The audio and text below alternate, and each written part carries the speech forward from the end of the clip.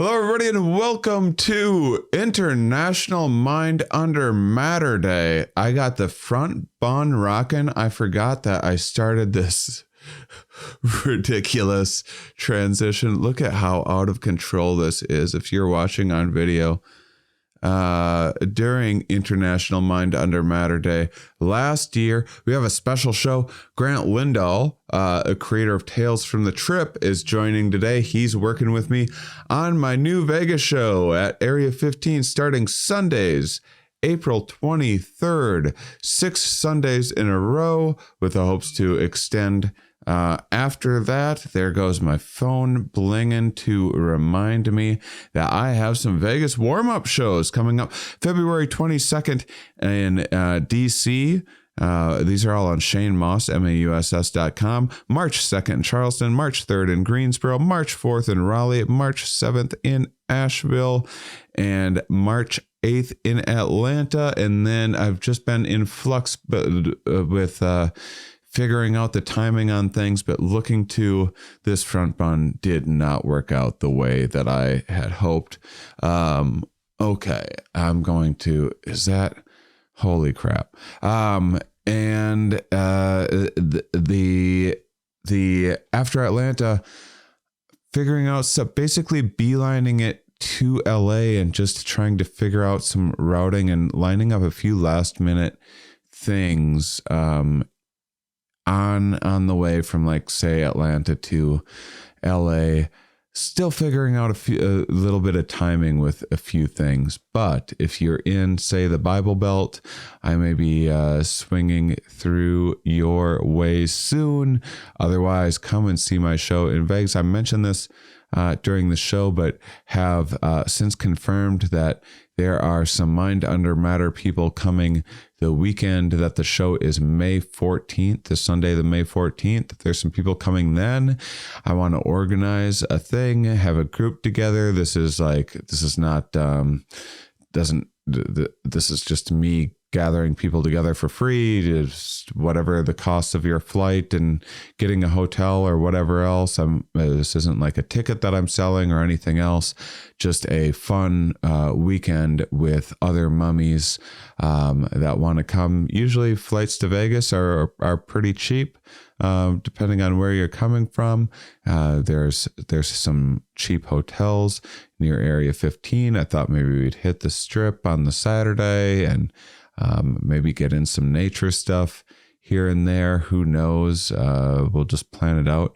And Sunday, just spend a day in Area 15 before the big show. And then anyone that wants to stick around on that Monday or come in on that Friday, I'm making space to hang out with a whole bunch of people that weekend. So give it some thought, consider that. And I am so thrilled to be getting back out there and live performing and everything else. I am so busy right now. We are so busy. The Mind Under Matter team is so busy. By the way, Double Salt Steve took up the challenge of doing a little bit of editing work for fun, looking back through some past episodes, putting together on YouTube a little sizzle from the Mind Under Matter, the International Mind Under Matter Day last year. It's how I remembered this front bun situation, and it's crazy to listen back to that episode and hear us hash out all of the things that eventually became the festival and came to fruition. So I'm so happy that you guys are here with me and continuing watching how the show develops and what dreams we will be building next. And Comedy Central, new Comedy Central Tales from the Trip with Ramin and I, all about the fest and a fun experience, comes out today. This is why we didn't release this show on Too Easy Tuesday. We wanted to release it on International Mum Day. So hope you enjoy it. Check out the Comedy Central the newest Comedy Central Tales from the Trip. This episode is so good, so much fun. In fact, this is part one And we did a second episode as well. So you're going to love it. Enjoy the show and have a great day. Hello, everybody, and welcome to Mind Under Matter, or Minds Under Matters. Now, as we have all sorts of fun surprise guests joining me today, is the creator. I was almost saying curator, but you also curate. Kind of. The creator of Comedy Central's Tales from the Trip, as well as all sorts of other fun stuff. Grant Lindahl is joining us. Thanks so much, Grant. Thanks for having me. Tales from the Trip wouldn't have existed if I didn't see you on Vimeo. That's amazing. Tell people that story. First off, might I just say, if you aren't watching on, most people listen to the show, but people can watch on YouTube and Spotify. And if you aren't, you might want to check it out. I just went around. I'm wearing my Vegas getup that I just got tailored today. I was rushing around everywhere and getting all sorts of things done. I still need to have felt added to my top hat, which I restored today. It's like 100-year-old English top hat that I got in a booth in England. At this festival. Look at the inside of this thing. It's seen better days. I put a bunch of cardboard and stuff in there, but the thing's so dope. Went around and got all sorts of fancy. I asked. Basically, I'm going for psychedelic Willy Wonka, and I think I nailed it. Super excited. So that's what I was up to today. By the way, speaking of my crazy outfit, if you're a fan of it, you can go to Freeborn Design. That's where I got it, a place in San Francisco. I always like collaborating with festival artists and psychedelic inspired artists, and they're at a bunch of festivals and things. And there is, so I'm collaborating with them. They're going to be dressing me for the Vegas shows at Area 15, which tickets are going online very soon. Also, from just a little bit of Discord conversation already, I think just with a couple people that I've chatted with, I think I'm going to try to put together like a date that all the Mind Under Matter people should show up. Right now, I think we're looking at May 14th. If you're interested, come for the weekend. We'll all hang out and go tour the strip and stuff like that together and have a Vegas weekend. And so wearefreeborn.com is the site. If you enter TRIP, all cap locks, you'll get 15% off. And I'll get store credit to get myself some more crazy fancy suits. They are the coolest suit. I've been going into like suit stores and stuff around town because I need to get like an undershirt or like different socks or like maybe a different pair of slacks or whatever. And every suit store that I've gone into, all of the guys in there are just like, can I take a picture of you? That's amazing. I'm basically selling suits to people who work in suit stores because they're like, where did you get that? I wish we sold things like that. So that was my day. And that explains why I'm wearing this thing. Grant, tell people the story of how you came up with Tales from the Trip. I didn't even know this until recently. That's so crazy. Yeah. So I had a girlfriend break up with me, but we had tickets to your live show, and I didn't know who you were. And we had broken up maybe like the day before, and she had like shown me your video, and I was like, oh, this is really cool. But then I was like, fuck this, fuck that guy. I'm broken up with this girl. Like, everything she likes is stupid. And then, I was just like not in a great place. But then like we were like kind of friendly, and she was like, yeah, it was a great show. It was insane. And so then I kind of forgot about it. And then I was working at Comedy Central, and I was kind of depressed because I was just doing like these like lower third graphics and stuff. And like I've been a comedian in New York doing live shows with animation for like 7 years.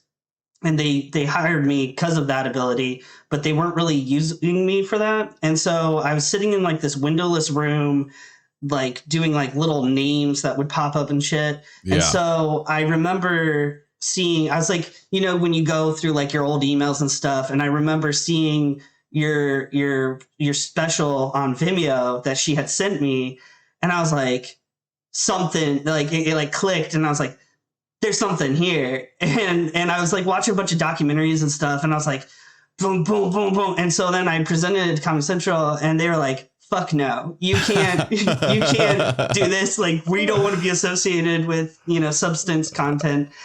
And this is like 2018, 2019 even. So Yeah. it's crazy that there was so much more stigma when I started the show in like 2015, 2016 big tour started.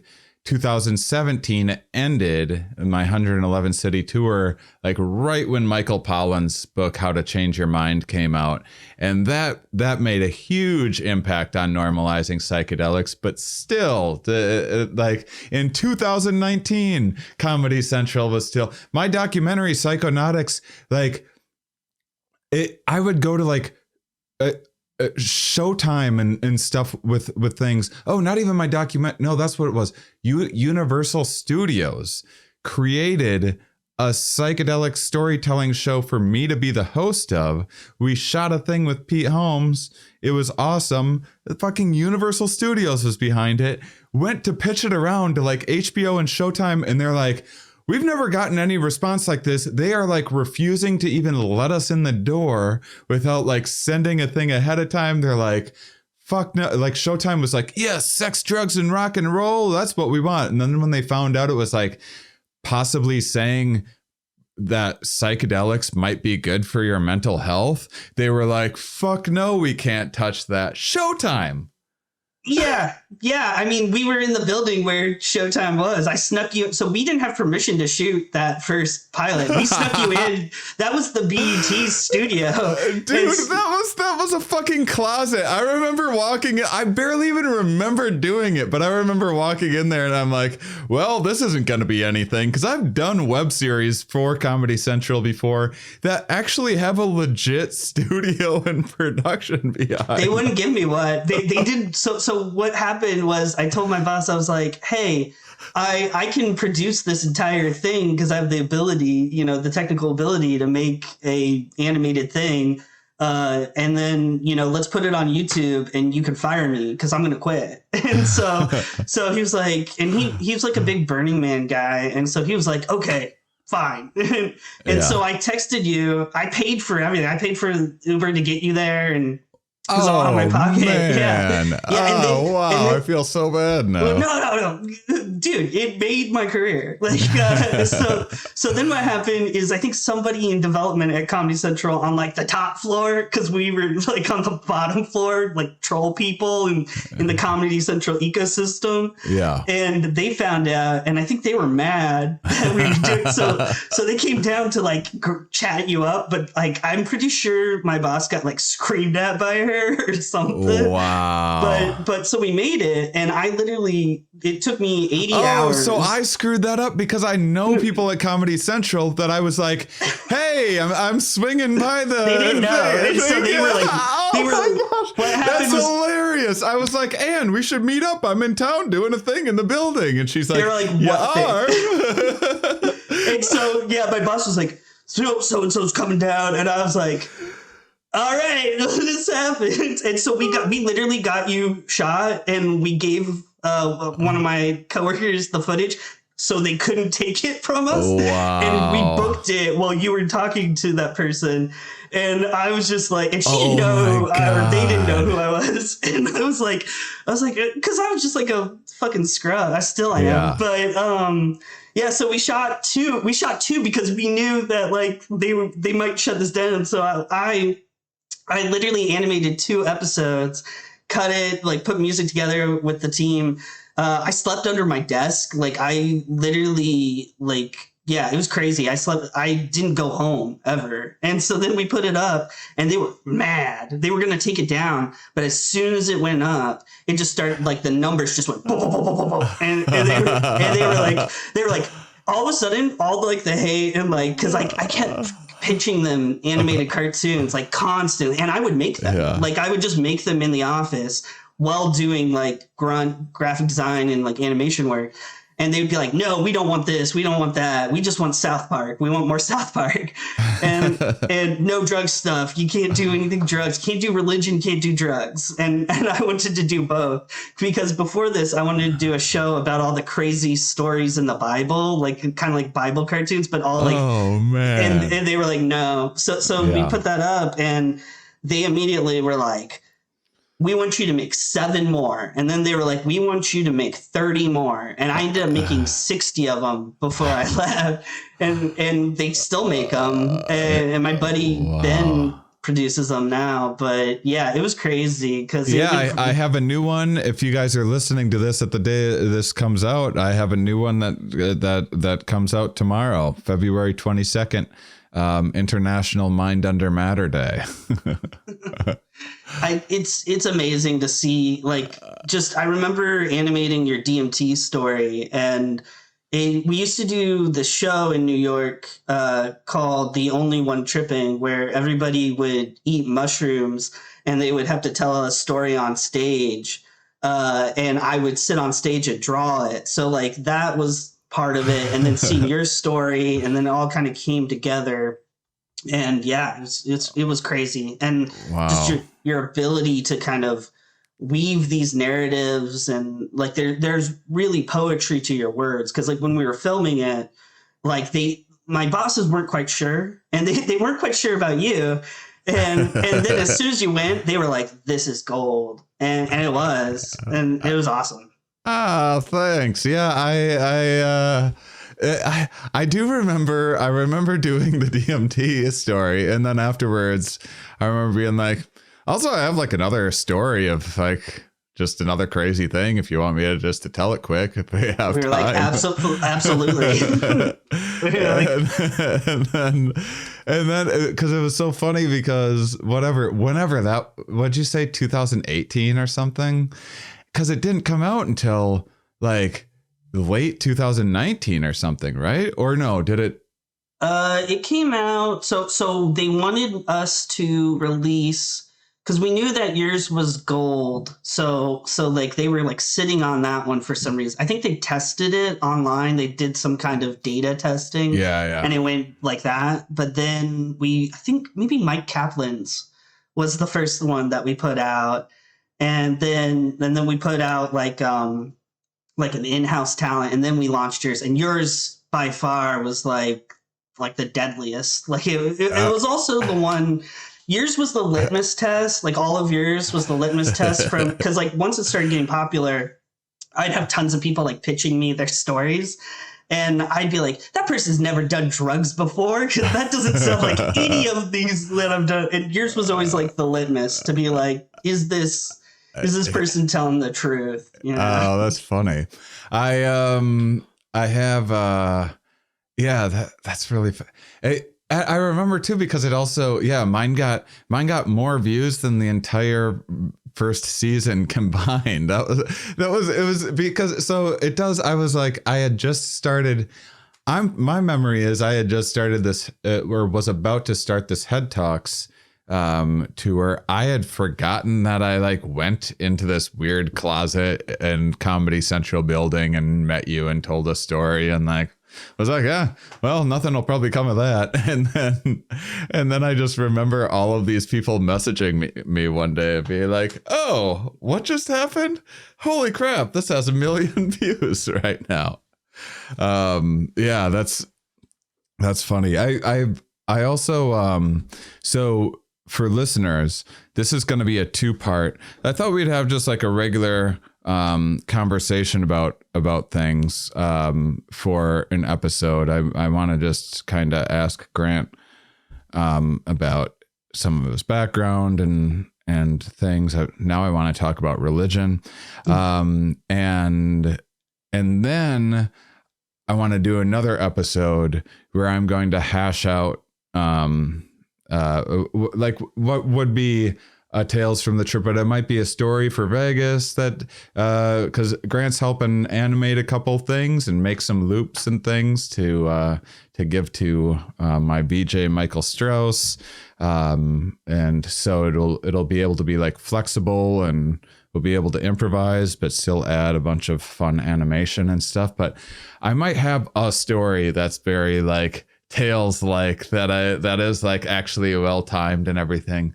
And I thought it'd be fun for listeners to hear me hashing it out, because it's actually, so normally I'm super honest about the stories, but this one I have like one story that I don't have a good ending for, and then another one that I don't have a good beginning for. And it kind of like, they both involve like a similar thing. And so I'm kind of thinking about putting the one story inside of the other one to like, but that's like, comedians have like composite girlfriends, you know, like if a comedian's talking about their or girlfriend or boyfriend or whatever on stage, it's usually a composite of like multiple exes. Everyone's significant other that a comedian talks about must just sound like the craziest person ever. To like any audience must be like, why were you with this person? Because you've just clumped together all of the crazy and worst and dumbest things, cherry picked from like 5 different relationships, and then clumped together into one person on stage. So I always go back and forth with that, but it's interesting because it's people figure out if you're lying like really quick. Not everybody, but enough people hear it. They're like, you're just gonna have blind spots for if you're making things up, and the truth just like resonates with people so much more. And so, but I don't know. But then I hear like Theo Vaughn or whatever, and I'm like, I don't think any of this is true, but that's hilarious, and I'm here for it. So we'll do that on another episode, perhaps. And by the way, you can go to grantdraws.com to check out some of Grant's work. I'd love to know how you got into art in the first place, and some of it, what your trajectory was. Like, I imagine you started pretty young, and then. Oh yeah. So I grew up, my dad bought a farm when he got out of the Air Force. So before that, I was like living on Air Force bases till I was like 13. And then my dad was like, 9/11 happened. And my dad was like, I'm going to become a farmer and a pilot. And so he like bought this like 40-acre cattle farm on the border of like West Virginia and Maryland. And it's pretty isolated and kind of a rough area. And so I basically kind of went really inward with myself and was like super isolated. So I just like spent my time drawing and taking apart TVs. That's like all I did, was like I would just like. Okay, hold on. It's really weird. So this is the point where everyone stops you in the conversation, I imagine. Taking apart TVs. Yeah, I mean, I didn't have anything to do, so I would like make like little cartoons on like PowerPoint. Like I crashed my dad's computer because I would take PowerPoint, because we didn't have like any fancy software or anything, and I would like move a shape. And so I made like a 9,000 slide PowerPoint that crashed my dad's computer, and he was like super mad. And then like when I wasn't doing that, we had like, so the guy that owned the farm before us, he was like a hoarder, and he had a ton of like these antique TVs like in the barn, like, 20 of them. And I would just spend my time. It's like such like a like weird neurotic moment, but like there was literally nothing to do. We didn't have like TV or anything. So like I would just unscrew a television and like sort all the parts, and then I would like draw little cartoons, and that was, I was not a very cool kid and stuff. So you would draw by hand. You would draw thousands of slides. So I, at first in PowerPoint, I would just use the shape tools and Oh, make okay. like characters and move the shapes meticulously, which was like insane. And then I always had a sketchbook. I have like hundreds of sketchbooks, and I was always drawing because like I always had kind of like trouble making friends and stuff. But like the way to like kind of, tune out everything in the world that, is driving you crazy is to find something kind of meditative. And so I would draw really like meticulous things, and I was always doing something, with art, but I never took it super seriously until the end of high school because my parents were always really anti going into the arts. They're very like science and like military people, so they were like, my dad, when I told him I wanted to go to art school, he was like, "You'll never have all of this," and he just like pointed to our farm, and I was like, "I don't want any of that." And so you convinced me, and so I got my first computer, like my own laptop, when right before or like midway between my senior year, and I figured out how to draw on paper, scan it, and then put it in Windows like Movie Maker or iMovie. And Mm. then I would make these like what is basically like a storyboard. And I would then take my mom was a school teacher, and she would bring the projector home over the summer. And so we would hook up, I would steal movies off the internet, and I would get kids from the town to come and watch my short animated films. But then the caveat is that they would stay to watch these pirated films that I stole off the internet, projected on a giant barn, so it looked like a movie theater. So Yeah. like, we'd have like Spider-Man or whatever was popular in like 2009. And so I would do little films, and so then when I went to art school, I got in for illustration because I was doing these triptych kind of things that were I like don't know what that means. um, it was kind of like a Where's Waldo like paintings, but it Yeah. was New York City. But then it was like cut so you could see what was going underneath the city. And I made like 24 of them. They're huge and they're like super detailed. And so then I got into art school for that, basically doing like these Where's Waldo, like really detailed, like crazy cartoon illustration things. And then I got into art school there, and I was like, I'm going to do animation, and which was dumb, but that's what I wanted to do.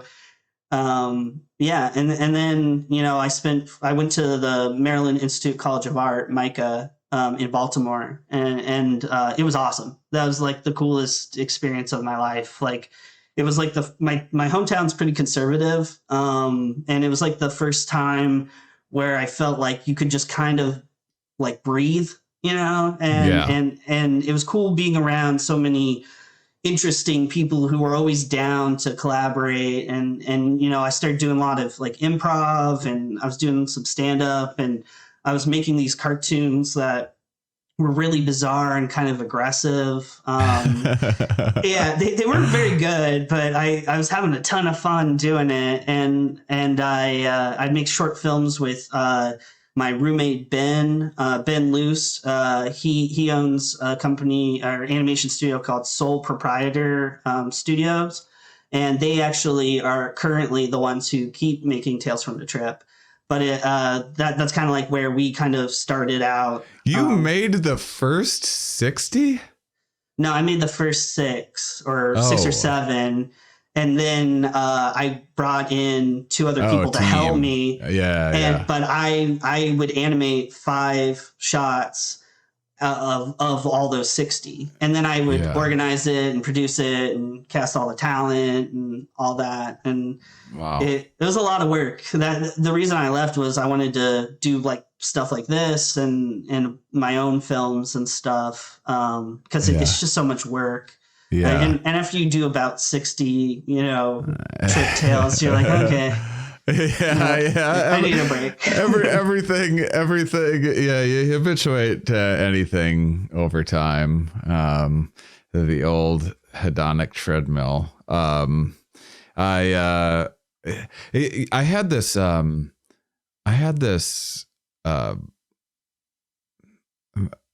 wondering what you'll think of this. I shared this once. I've been to a psych ward a couple times for manic episodes. The first one was brought on by just way too many mushrooms, way too regularly, and then ayahuasca on top of it.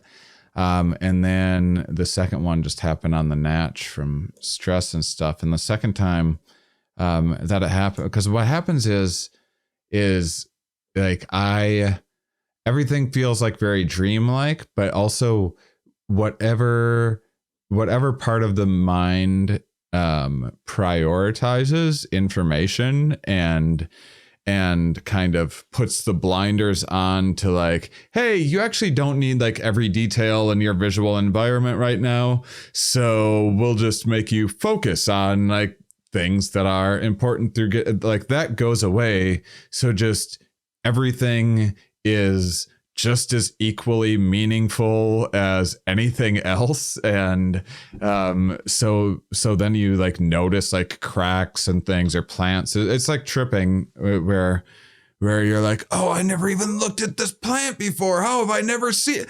This plant, my new best friend that I've been talking to 2 hours, I never even noticed this before. Has it always been here? Have I walked by it? And one of the things that I looked at in that state while I was in a psych ward was they had a Where's Waldo book. And I looked at it and I had never looked at one without looking for Waldo before because everything was like equal. And I was like, oh my God, Waldo is the least interesting aspect of this entire, like if you look at the drawings, there's these incredibly intricate, detailed, fun things going on everywhere. And then there's like, if you find Waldo, it's like Waldo's just like standing there doing the most boring thing. And you're just trained to find, your consciousness is just searching for the most boring thing in an otherwise amazing piece of art. And it's just like such a weird life lesson for me. I just wonder how often we do things like that. Well, it's the journey, not the destination. 9 times out of 10, you know? Yeah.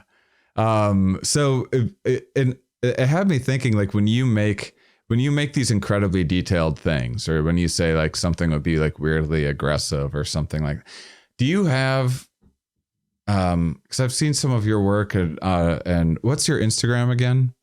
Art School Acid. Art School Acid. So you have all this awesome stuff on your Instagram, and some of it feels like it's saying a thing, and it definitely has like a vibe and an attitude. And then there's also a bit of like absurdity and like randomness to it as well.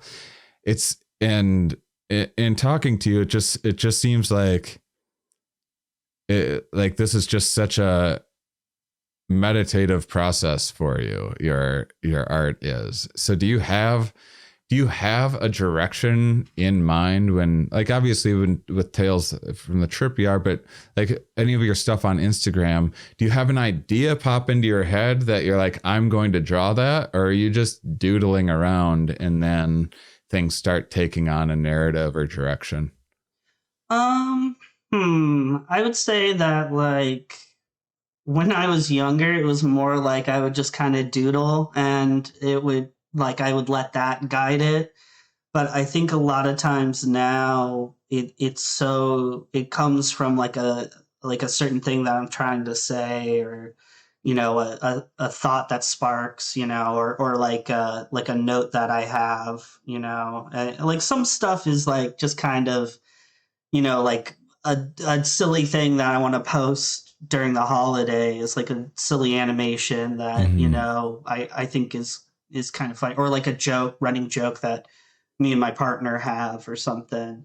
You know, but then yeah, because I think now everything is just so structured. When I was younger, even like in art school or whatever, it was always like very like in the moment, Dadaist, and a lot of my performance was that too. But now I think it's very much like, oh, this like it goes back to what you're saying, where people connect more with like truth, you know, like the pure honesty. I really am trying to like kind of target these little moments from like my life, or you know, because I'm trying to write more too. I'm trying to do more narrative work. And so trying to dig deeper and more raw into that is kind of where I'm going. A lot more planned. And how old are you, by the way? I'm 32. 32. Okay. I'm 42. I'm 10 years older than you. All right. 32. That's a nice age. So, well, you got the Comedy Central, your own Comedy Central web series at 29 or something. 28, 29. That's pretty damn good. Yeah. Yeah. Oh, I was just going to say the pandemic's really weird because, I turned 30 during it, and I just like woke up in a new world as like not a young person anymore, or like, because like we all define that as being in your 20s, and then going, like, you feel like you age so much because look at us. Like, if we had a picture of us when you recorded the first Tales from the Trip, we were both pretty clean cut, and then now we look like we've just been walking in the forest for like 10 years. Like I look unrecognizable. I know. Well, I knew that when the pandemic happened that it was like, well, this is the only chance that I'll have to grow my facial hair out and my hair out, because there's no way I'm getting on stage halfway through that process of just like the awkwardness of partially there and a little bit of a beard and stuff. And so it's like, well, I'm not going to be on stage for a couple of years, so let's give it a try. And I didn't know that my beard was going to be just magnificent.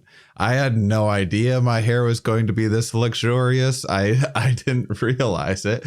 And then by the time that I had it done, the idea for this Vegas show came up, and I was like, I even knew like a year and a half ago when I started putting it together, I was like, there's going to be a look to this. There's going to be like something else going on than just a clean cut, straight white guy situation. But yeah, the pandemic, I turned 40 during it, and yeah, changed everything, changed everyone.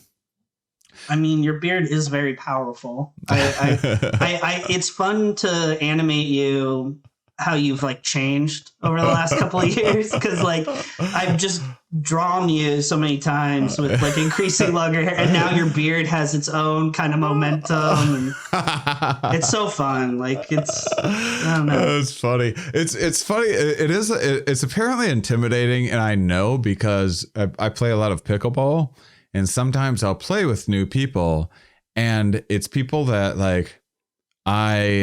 it's people that I know are like more skilled pickleball players than I am, but they're just intimidated by this beard so much that they're like playing scared, like they're gonna get hit by a pickleball or something like too hard. Or I there's something about it that like that intimidates people on a pickleball court. Isn't that silly? I get it all the time when I'm trying not to be intimidating, I put my hair up in like a man bun, because that's like the most unintimidating hairstyle. But when I have it down long, and if I wear sunglasses, people are kind of like, who's this bad boy? And I'm like, dude, I just take apart TVs. Like, leave me alone. Like, are you still taking apart TVs? No, it's been a while. I stopped doing that. I mean, the new ones can't be that much fun to take apart. There's not much there. No. So you were talking about you were in school and doing stand up and improv, and so this is like paving the way into doing some of these live shows in New York and doing some like live drawing and animation during them. Yeah. So I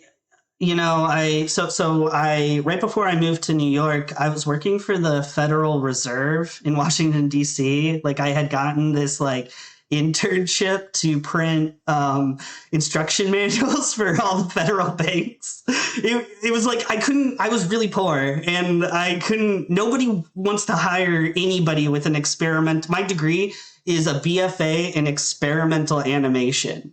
So nobody wants to hire you when you have that, And so like they basically like I got this internship to work in like the like print lab at a government building. So I was working at right in DC, like right by, the White House and all this. And it was really weird and strange vibes. And I was making this animated web cartoon for Frederator Studios. They had like this shorts program. And I was making it with Ben, who still works on Tails. But we were doing that. And then so I was able to save money, and I was working like this weird government job. And so I took, a little bit of money that I saved from working at the government, printing, bailout, like instruction manuals. And I just had no job, no plans. I just knew that I wanted to do comedy. At the time, I thought I wanted to do stand-up. But I like slowly realized that the only people that really think I'm funny are other art school kids, like more like I couldn't figure out how to communicate that vibe at that time. And so I moved to New York, and I was like living in a basement in Queens, and I would go to the Creek and the Cave. Are you familiar with Creek and the Cave? Yeah. I've been there. They were always so open to, because they closed, right? The New York one. Because they were always so open to just the most creative shows and things. Yeah, Rebecca, the owner, was Austin now, right? Yeah, she's in Austin now. The Creek and Cave is in Austin, but I was at the OG one in Long Island City, Queens. I lived like 10 minutes from it. And it took me like 6 months to get up the courage to actually go there, because it was really intimidating. And it was the coolest and like probably the most influential place to my life. It was crazy. Like Rebecca Trent, the owner of the Creek and Cave, so I was basically homeless, sort of. Like I was living in this basement. Yeah. I was doing like really shitty Craigslist jobs. So like I would do like menus for like a restaurant, and like I designed that until I got canned because like I misspelled shit all the time. And like this is like a 5-star, and they'd be like spell broccoli Rob, like the name Rob. People would be like, that's not. I was like, I'm super dyslexic. I was like, fuck. And like, but my philosophy in New York as an artist was like, one, I will sleep in an abandoned building just to keep the art going, because that's the most important thing. Is the guiding light in my life is to just keep making art. And then 2, just make that 2-week paycheck. If they fire you, just go to the next thing. Just keep making. like you don't have to be qualified. Just get in, because like it takes about 2 weeks for people to realize that like you should not have been hired for this job. So I would just do anything. Like I was like, and then it takes people a while to fire people too. Like often it's hard. It's not that easy to fire someone. Yeah. So just dive in to be like, they were like, do you know how to operate a teleprompter? And I would just watch YouTube videos and be like, yeah, I know how to do it. I've been doing it for years. And, because I was just trying to survive.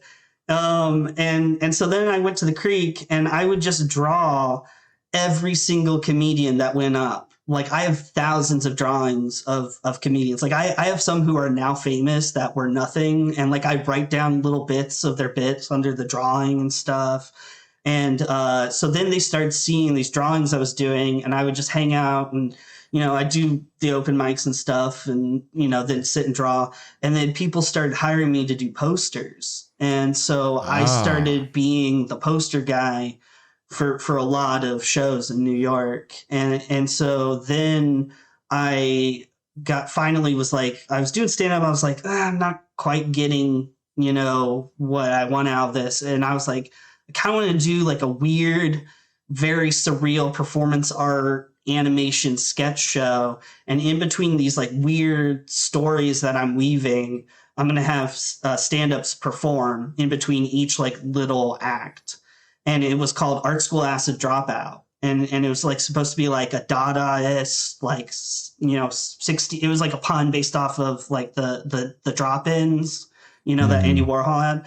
So Rebecca let me do it at the Creek, and it would be like really immersive. And we have like people on stage interacting with like surreal cartoon animations, and we would like have giant puppets come down from, and like at one point we made a guy like we had like a show about the MTV VJs, but the MTV VJ was like a cactus, and we super glued spikes to my friend's head, like these like plastic spikes. They were huge, and then we painted him green.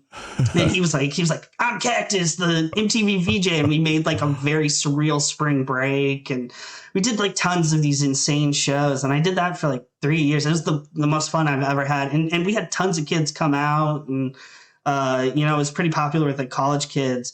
But that's how I started making animation again, because I took a break from doing animation because nobody would hire me because my stuff was like, it was kind of rough, and it doesn't look, a lot of my work, the curse of having a very unique style is that nobody wants to hire you to work on specific shows that have a very standard style. And so like I kept, you know, and I had massive student loan debt. So like I was paying like, you know, $600 to like $900 a month just to not like destroy my credit. It was gnarly, you know, it was terrible. It was like honestly, my advice for anybody that, you know, wants to go to art school, don't do it if you have to take out loans. It's not worth it. You can do it on your own. Just like, you know, take some classes at the community college and just grind, but don't. There's got to be so much online nowadays too. Oh yeah. I mean, I love online classes, and I'm not an artist in any other way other than comedian and putting together. You're definitely an artist. I'm an artist, but not in a. There's no online class for for the kind of art that I do, I don't think. But there, it just seems like there's like a zillion like painting things and drawing things and animation thing. It seems like, yeah, it just seems like art schools, the colleges generally are facing this, but art schools must have a difficult time convincing people of the like value of some of that. Maybe not. I think that the cool thing about, I don't regret going to art school because I was able to like, you know, meet people that were like me, and like also build a work ethic that became pretty intense, because that's what it does, is it builds a work ethic, because they just slam you with projects, and you learn how to collaborate with certain people, and you kind of, but then in the real world you have to figure out how to, you know, monetize it and like, you know, stay afloat, which, you know, you start realizing that when you do have that kind of debt, especially as an artist, you realize that there's a huge gap in opportunity, that like people who have a little bit more flexibility financially can like take those opportunities and do those certain things. And I think I had to like figure out how to you know, stay afloat while also, so what I ended up doing is I ended up doing a lot of like doing the posters and stuff, and I was just kind of really like burned out on all the rejection from animation, and I was doing graphic design for a website that was owned by Lorne Michaels' company. It was called Above Average. And so I was doing work for them, and I started doing little animations on my live show because that was making me happy, you know, just making weird puppets with other weird art kids and like filming weird videos and stuff. Can I ask you, do a lot of animators, are they like, I just watched, because if you see like Pixar or any movie, there's like a whole team of animators. Even comedy, the Tales from the Trip has a team of animators. Are a lot of animators able to just copy different styles? And I remember talking with some guy when I was putting together the Mind Under Matter Campo Festival. We needed more of Ramin's stuff made into physical things, and Ramin didn't have time, and there's someone that's like, oh, I can just like make Ramin's art like exactly and and do the whatever version. I'm like, you can. So are there people that can like copy and do an impression of, like, you can tell them, here, we want this in this style, and then there's people like yourself that like just have their own unique thing, and those are two like different personality types in animation? Or I feel like maybe some people might disagree, but I think so. Like, to be honest, if you gave me I have noticed that. So like I've had some people work on Tales who are great independent filmmakers who like have a very unique style, or like have a different approach that isn't to like kind of like a more mainstream group, and then they come to work on Tales and they just can't quite get what I'm going for. yeah. So I think now I can pretty much do anybody's style, but that took me like 10 years to kind of catch up and figure it out. But, I honestly, yeah. So, and like other people, so there's some people who go into it that are not, auteurs, that don't want to be auteurs, that don't want to be filmmakers. Like they just enjoy the process of animation. And yes, they can copy those styles, because if you set up those frames or you look at how things are structured, yeah, they can totally do that. And that's all they want to do. But for me, I wanted to actually say something with my work. I was like trying to, tell a story, or like, like I grew up in a really conservative hometown, and my work is to try to expand the minds of people who don't want to expand. Maybe that's why we get along so well. I do. I had a very similar upbringing, and I've made that a lot of like what I with like interviewing scientists and everything. That's been a lot of my mission statement of. So I started. I was a very angsty atheist, like until I was like 30 to 32. Then I just started being like, I wonder if there's just better ways of explaining evolution and things in a way that just a lot of like giving people more credit, and in a way that people in these smaller conservative towns just, they haven't heard it put like that before. And like, just no one's given them the opportunity to understand.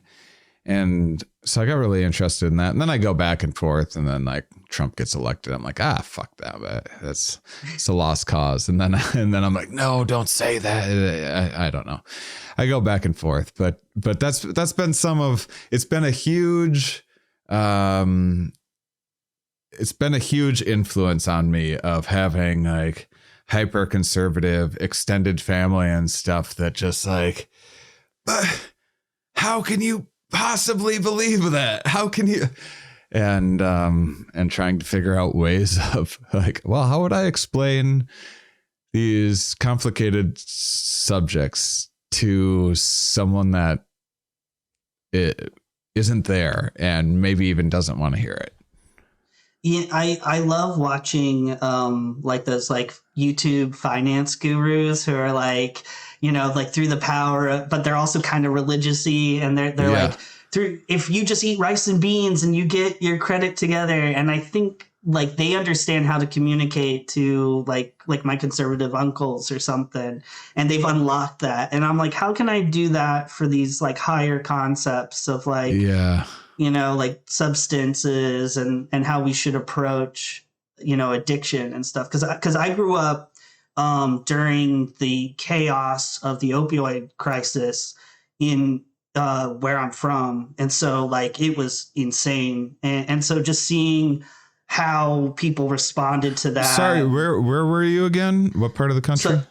So I grew up in Thurmont, Maryland, which is right by like Harpers Ferry, West Virginia, and like this kind of, it's the Blue Ridge Mountains. And so it like, I think by the time I was in high school, it was like in full effect, where everybody was like on Oxy, and it was just crazy seeing like, the rampant abuse of drugs, and like how some of my friends who ended up becoming, addicted to certain drugs, they like how treatment centers, like you have to be fully sober and like all this crazy stuff, and like how we were really punishing people who were super sick, you know. And so a lot of my work is trying to break down those boundaries of a lot of, you know, stringent, you know, fear. You know, it's all based around fear. You know, all those ideas that, you know, like somebody like Trump or, you know, whoever's trying to lie to you on both sides, you know, and that's a lot of what I'm trying to do. And I see a lot of that in your work. Mm-hmm. That's yeah, that's so cool. So, and is that where some of the kind of inspiration, you said at one point you were kind of pitching some ideas about, like narrating Bible stuff. I went through a phase of that. It's just so funny to hear this, because like I had this special mating season. It was on Netflix way back when they first started doing specials. It's on Amazon Prime now. And I had an Adam and Eve joke at the end. I always had this Noah's Ark joke, that I had, and just kind of like,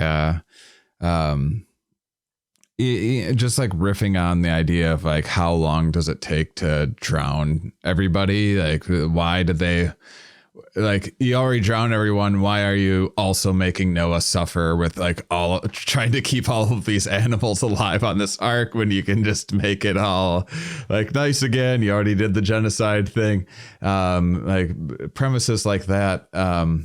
And so I went through this whole period of time where I was dissecting different stories in the Bible. And so it's funny to hear that you were interested in that as well. How were you raised? You said sciencey and military. Yeah, but also extremely Catholic. Okay. Believe it or not. Yeah, we yeah, Catholic, me too. Right on. Were you ever like an altar boy or anything? No, I didn't believe in Catholicism ever in my entire life. I remember being suspicious of what my parents were saying when I was like 4 or 5 years old, of just like, it's like I just couldn't make sense of it. You know, when a kid goes through the phase of like, why, and usually they're not listening, they're just being annoying. And I'm sure I often was in many cases, but when it came to God stuff, I would just find it so confusing. Any answer that I could get out of my parents was just like, I just like never got it. I think I had that kind of suspicion, but I think I mostly just don't like super rigid structures. And so like having to get dressed up. I actually have a funny Catholic comedy story. So when I was in high school, I didn't really have that many friends, and we lived in a really small town that's like in the middle of nowhere. And I worked on this farm all the time with my dad raising cows. And so like I didn't really have a lot going on, but I would watch Comedy Central's Premium Blend every Friday night, like, because we like finally had gotten cable like in high school. And so I watched every single one of those. So do you know this one comedian, Mitch Patel? Absolutely. His first couple comedy albums were so amazing. They were really dirty too, and like they felt very like I would have gotten so much trouble if like my parents knew that I was watching these. But so I would go. Me and my dad shared an email account because I wasn't allowed to have my own email. So I would get on AOL after watching the specials, and I would look up every comedian's website, and I'd write them an email about how much I loved their work, and you know how it made me feel like less isolated as this, you know, kid in the middle of nowhere. And so we're going to church on a Sunday, and I fucking hate going to church. I was like, first off, everybody there is a fucking weirdo and mean, and like it's just so boring. And I never have any free time because I'm always working on this farm. And so we're driving, and my dad goes, "Do you know a Mr. Fatal?" And I was like, what? And my dad pulls out, because my dad's crazy, and he pulls out like a folder, and he had printed out like 20 emails from every single comedian. Like Louis C.K. wrote me back. Like this was crazy. And Mitch Patel wrote me like the dirtiest, like funny email. And my dad read it out, and he's like, "Who are are these strange men that you're talking to on the internet? And I didn't even know they were writing me back because my dad would just save them and to wait to ambush me because that's what he does. Wow. And I was like, who? And then when you like start reading out the names of like these comedians, I was like, oh my God, they wrote me back. And so then my dad made me go to confession about talking to strange men on the internet, like you're a comedian. Yeah. Wow. Yeah. That was so funny. My mom was so mad. And so I was allowed to use the internet until like the end of my senior year of like high school. I like that you followed the rule of like, well, I can't have my own email, so I'm just not going to sign up for an email and not tell my parents. I wasn't a smart kid. I don't know. Like we barely. Okay, so like my dad was a pilot that also owned this farm. And so he had all of his pilot stuff on the computer. And because I had crashed the computer once because I had made a 9,000 slide PowerPoint, he lost all trust. Yeah, and he was like, you can't touch this computer. So I was pretty computer illiterate until I went to college because like I didn't even have a phone. Like I read a lot of books. And I took apart TVs and I drew like little cartoons and comics all the time. And that's all I did every single day. It was like I'd wake up at like 4 or 5 in the morning, take care of chickens, take care of cows. Then I would, have my sketchbook and go to school, come back, work on the farm, then, do some paintings, But I was pretty removed from technology until I hit college. That's amazing. Yeah. Are you thankful for that at all? In some ways, not when I was not a kid, not then. I'm sure. Because as soon I started realizing it when I started getting into like some smaller like writers' rooms and like comedy opportunities. Mm-hmm. And I didn't realize how my kind of isolated experience was so different from a lot of kids who like grew up with allowances and like having, like privilege to that degree. And so my perspective of how I write to like, I think I can write to like a lot more of like the blue collar, community. Cause like, sometimes when you're in these comedy rooms, you're like, no, the rest of America is not going to understand what you're trying to say. Like, I know you're trying to be very virtuous in what you're trying to get across, but that's just going to create more divide. And I think, also my way of thinking with creativity and approaching projects is somewhat different than other people because of it. Well, that was actually going to be my my last question for you, because I think in the next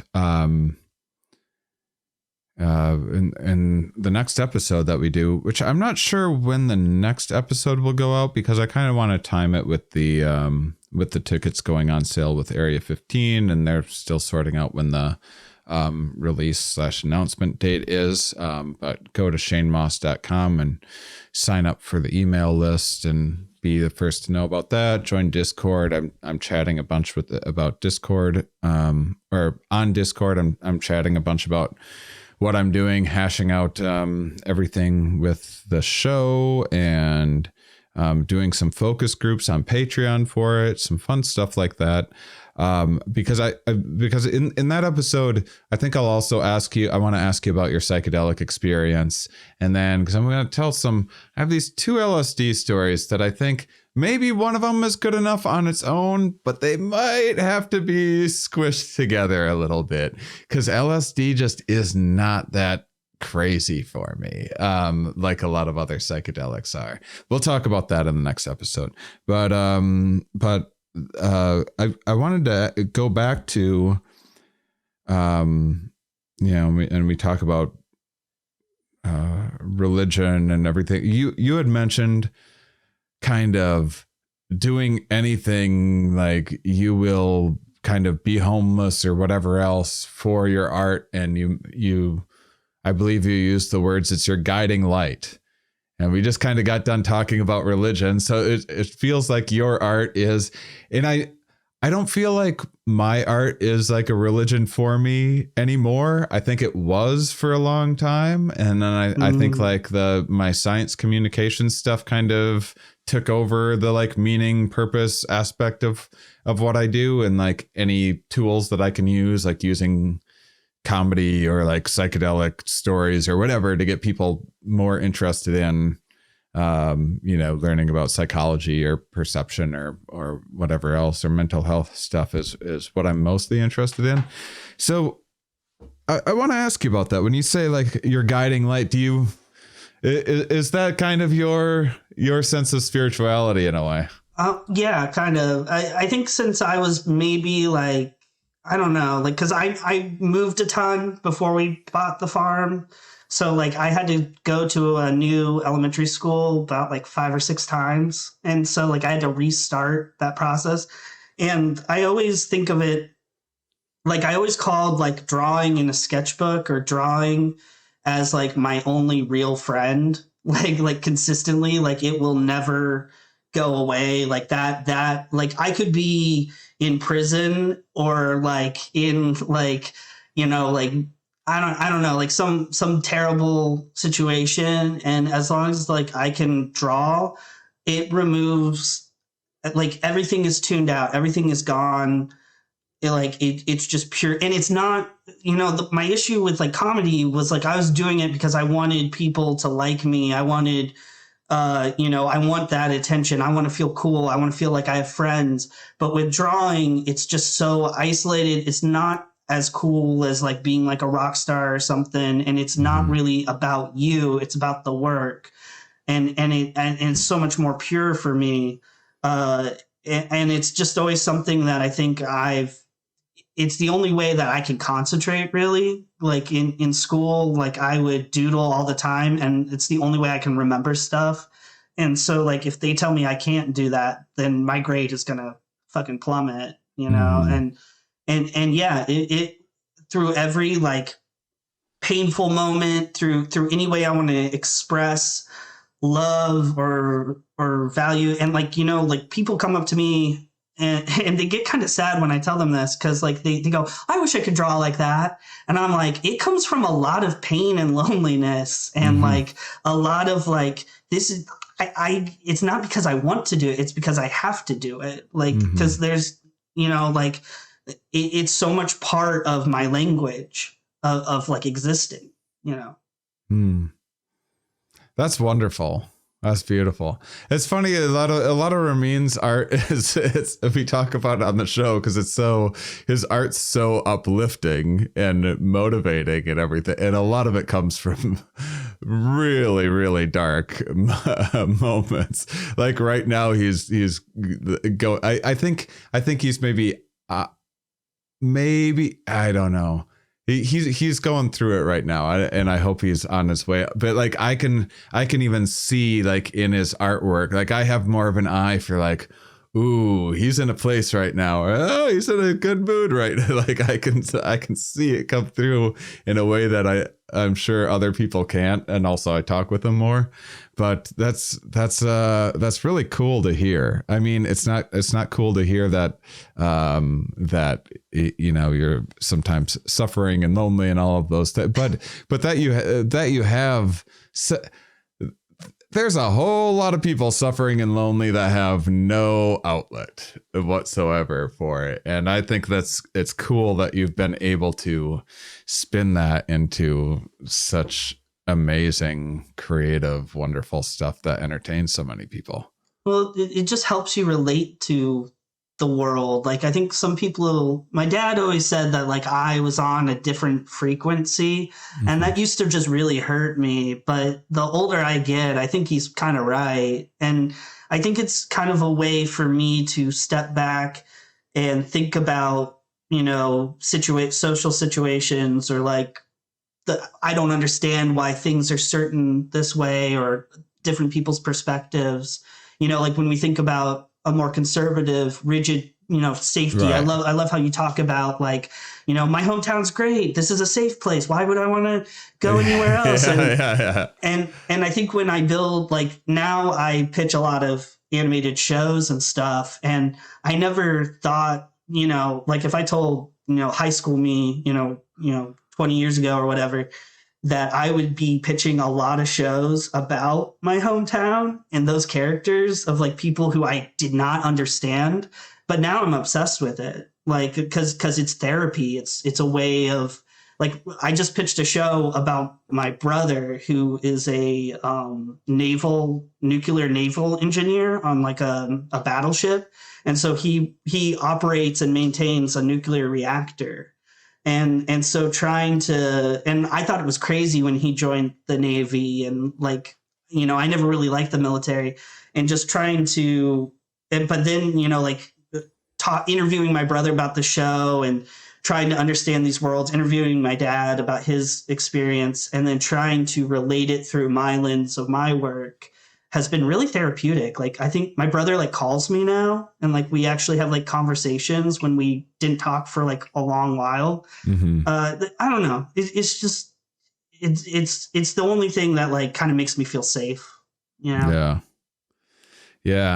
You'll get more and more of that as you get older and older. Do you find your parents like accept more of your art quite a bit more now? Oh yeah. I think as soon as like, I think some of her students watch my stuff or like saw me on like some stuff.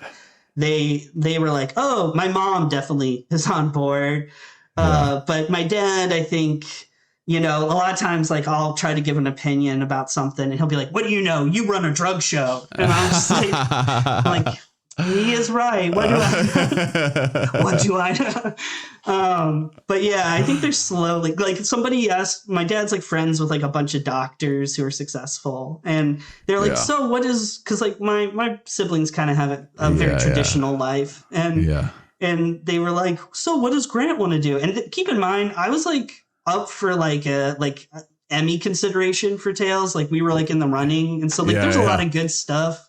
I won a bunch of like Webbies, and my dad goes, "Ugh, he just wants to try to change the world." And we were like golfing or something, and he told me that. I was like, "What? Why is that a bad thing?" Like it's like, but you keep doing your thing, and hopefully they get it, but I think when they see more stuff in a lens that's packaged, they kind of jump on it, Well, I'm thrilled you came on. I'm so happy that we're working together. This like Area 15 show that we're putting together. It's gonna be epic. It's gonna be different than I'm so stoked. Anything else that I can think of. It's gonna be like if you kind of walked into a Tales from the Trip, and but like better and crazier. And, I love Area 15 too. That place is really cool. Yeah. So man, I'm so excited. I'm so excited that you joined me. This is just all such perfect timing. So thank you so much. Thank you. Go to grantdraws.com to check out more of Grant Lindahl's work. And then what was the Instagram again? Art School Acid. Mm-hmm. At Art School Acid on Instagram. Super fun stuff. And until next time, keep on salivating, honeys.